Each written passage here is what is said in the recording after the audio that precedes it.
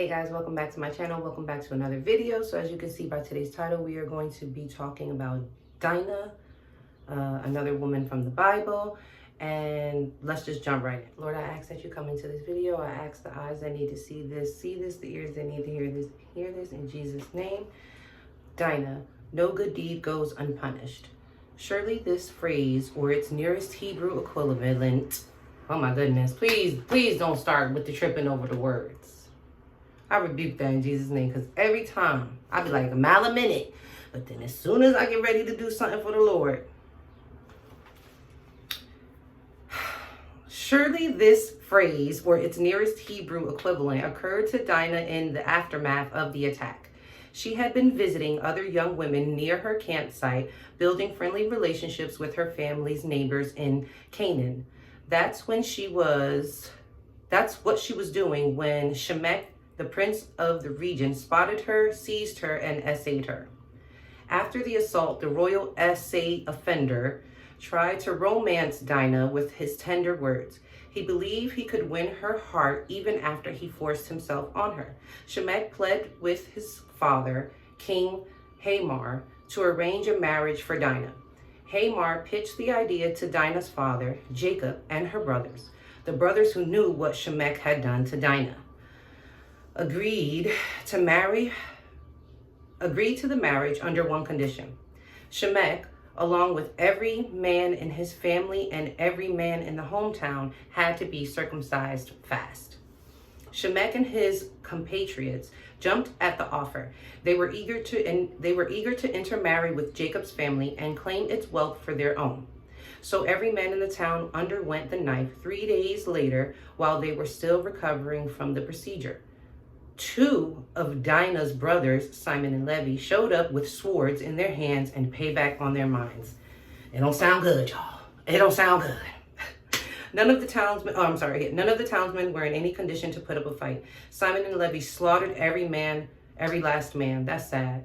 DINAH's other brothers joined in the plunder and plundered in the town, taking the women and the children as captives. DINAH belonged to a culture which revenge, life for life, eye for eye, tooth for tooth, Exodus 21:23-24, ruled tribal relations. Avenging their family's honor with the driving force behind DINAH's brothers' rampage. If DINAH received any comfort, it came from God's spirit, not from her brother's violent outrage. Passages such as Genesis 28:15 make clear that God is the ultimate source of comfort and protection. In fact, DINAH's brothers' reprisal may have interfered with the healing process. For sure.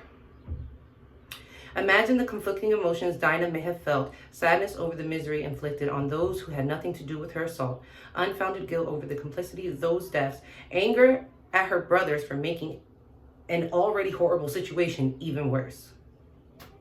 Vengeance is a weapon too dangerous for human understanding.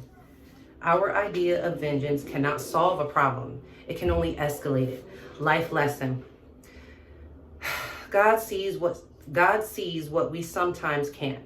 He is loving and just. Leave vengeance to him. And that's exactly why I didn't do anything when I went through what I went through in 2025.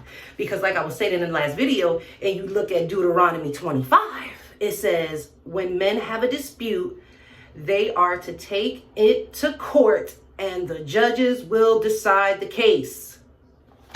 Period. Look it up.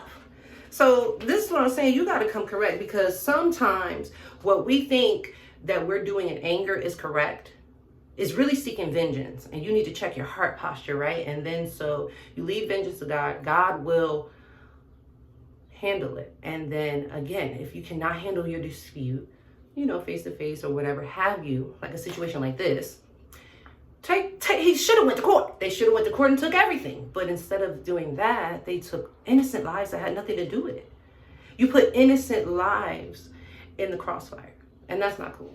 And that's why we got to read our Bible and we have to know our word. Because if we don't, then we have no ultimate baseline, right? We're just going off of he say, she say. This person said don't do this. This person said do that. And then we're going off of these old sayings and all that. But all them old sayings come from the Bible. And it's just funny because as I read more and more, I find the old sayings.